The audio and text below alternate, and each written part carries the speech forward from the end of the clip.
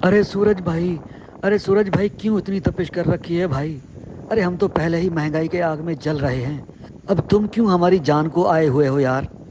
ओ खुदादा वास्ता यार, असां गरीब लोग हाँ। ओ सारे जिस्म दा पानी निकाल लेता ही यार। ओ साढ़े ते रहम कर ले ओ भाई। मुल्क के जंगलात काट दोगे तो तुम्हें मुझसे बचाएगा कौन? मैं तो आग का बना हुआ हूँ।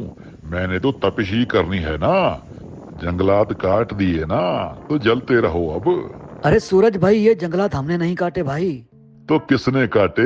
ये लाखों एकड़ पर मुहित कुदरती जंगलात तो महकमे जंगलात के अफसरान, सियासतदान, पुलिस और कब्जाखोरों ने काट कर लकड़ी टिम्बर माफिया को बेच दी और जंगलात की लाखों एकड़ जमीन पर कब्जा कर लिया। उसमें हमारा कोई लेना देना नहीं भाई। तुम हम पर आग क्यों बरसा रहे हो भाई? ओ बंद कर भाई, आग बरसाना बंद कर दे, तेनो खुदा दा वास्ता ही हो यार।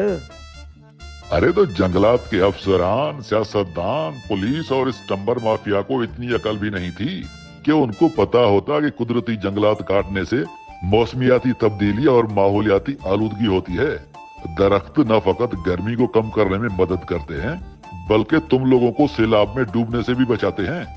जंगलात में लाखों जानवर और परिंदे रहते हैं जिससे इकोसिस्टम बना रहता है। जंगलात काटने से लाखों की तादाद में जानवर मारे जाते हैं। अरे दुनिया के दीगर ममालिक में दरख्त काटने पर पाबंदी और जुर्माना है, और ये कैसे लोग हैं जो अपने सरसब्ज मुल्क का इकोसिस्टम जानकर तबाह कर देते हैं। अगर फिर से ये कब्जे खत्म करवा कर तमाम दरख्त दोबारा नहीं लगाए गए तो एक अरसे के बाद तो ये मुल्क रहने के काबिल ही नहीं रहेगा। मैं सब कुछ जलाकर राख कर दूंगा, पता है ना?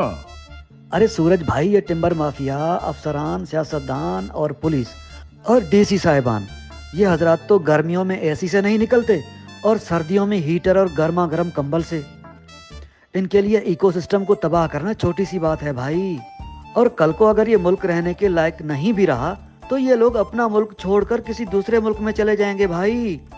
इसलिए तो कह रहा हूँ, तू हम पर रहम कर ले भाई। वो साढ़े निक्के निक्के बच्चे ने की कर रहे हैं पाजी। क्या ये सब लोग दूसरे मुल्क के बाशिंदे हैं जो अपनी धरती के जंगलात के दुश्मन बने हुए हैं? मत पूछ सूरज भाई।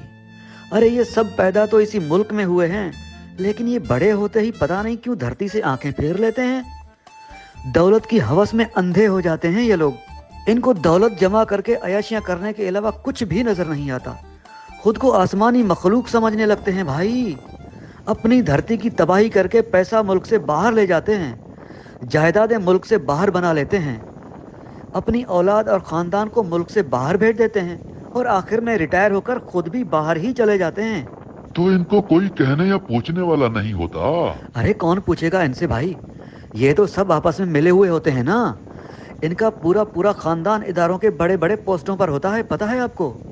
असल में इनको सच बोलने और सुनने से सख्त नफरत है सूरज भाई। तो इनके खिलाफ एहतजाज क्यों नहीं करते हो? इस तरह तो मैं इस मुल्क को शदीद गर्मी की लपेट में ले लूंगा। इंसान हो या जानवर मरने लगेंगे, इकोसिस्टम तबाह कर दूंगा, सब कुछ खत्म हो जाएगा। बस आप ही रहम कर लो भाई, थोड़ा सा ऊपर हो जाओ, आपकी मेहरबानी होगी भाई। अरे मैं क्या रहम करूं जब तुम्हारे अपने ही तुम पर रहम नहीं करते? तो भाई मेरा काम है आग निकालना और दरख्तों का काम है आग को जज़ब करना जिनको तुम लोगों ने काट दिया। जब तुम्हारे मुल्क में दरख्त ही नहीं होंगे तो मेरी आग जज़ब कौन करेगा?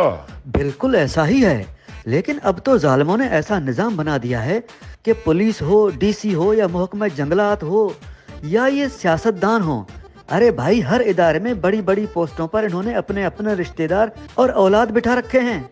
ये किसी की नहीं सुनते भाई। टिम्बर माफिया से मिलकर ये लोग जंगलात को आराम से दीमक की तरह खा रहे हैं। एहतजाज किससे करें? हमारी सुनता कौन है? जो बदबख्त दरख्त लगाने के बजाय दौलत की हवस में अंधे होकर अपने सरसब्ज वतन के हरे भरे जंगलात काटकर अपनी हवस की आग बुझाते हैं, उस मुल्क को मौसमियाती तबाहकारियों से कोई नहीं बचा सकता। जलते रहो मेरी आग जैसी हीट वेव में, और जब बारिशें होंगी तो सैलाब में भी डूबने के लिए तैयार रहो। यही तुम्हारा मुकद्दर है।